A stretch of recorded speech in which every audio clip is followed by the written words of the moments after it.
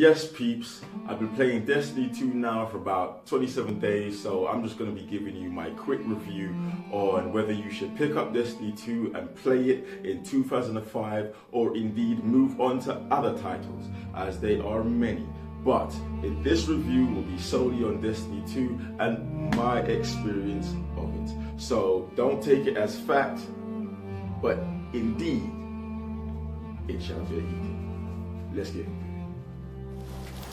Destiny 2, for those who don't know, is a looter shooter with MMO qualities, let's say. It was released about 6 September 2017.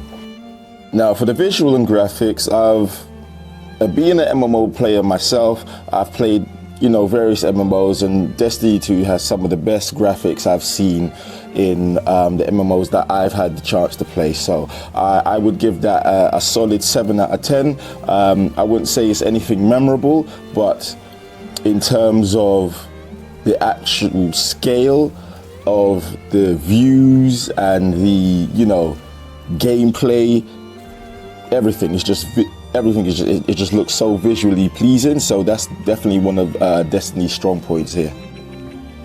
The story / theme of Destiny was very confusing, to say the least. I don't even think the devs at this point know what the story of Destiny really is or where that conclusion will be.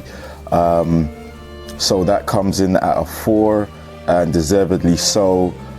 Just overall, the story is weak. It never leaves the player knowing exactly when and where they fit in, and not to mention that your own character doesn't really say much. It's just mute most of the time, which just leads to very odd and indirect dialogue. It just doesn't really sit. So yeah, the story and the theme, that's a 4 out of 9 for that. The sound and music was great, no complaints there. That gets a 6 out of 9. For gameplay and functionality, again for me, Destiny struggled greatly here because the gameplay was great, but then with the function, sometimes there were a lot of glitches. You would load into a dungeon, you couldn't do anything or go anywhere because it had glitched out in certain places.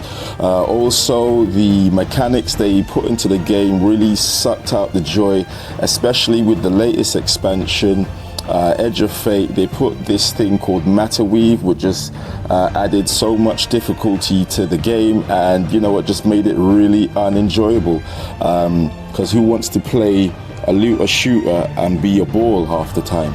I want to use the weapons that I grinded for, not turn into a ball. So gameplay and functionality, I'll give it a 4. It was poor.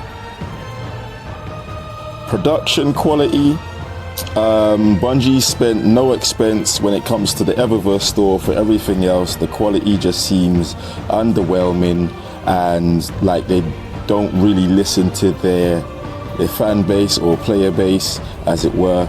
So no surprise here, it gets a 4. Value for money, with sunsetting and vaulting from past years, and now seeing that, well, they haven't really changed in terms of things, because DLC that you've paid for still hasn't returned back to the game. So it's a shame there. So value for money, there really is none with Destiny, so that gets a 2. Innovation and creativity, again, you see a lot of recycling of the old missions, a lot of recycling of old content coming in. There's no real new characters except for maybe Lodi. I can't really think of much innovation and creativity Destiny have brought in over the years. So again, that comes in a solid 4 out of 9. For their popularity, their authenticity, and general player count, it still remains quite popular for the product that they're churning out right now, but overall, not what it could be. So I would say it's mixed, so it gets a 5 out of 9. it accessible? Is it available to everyone?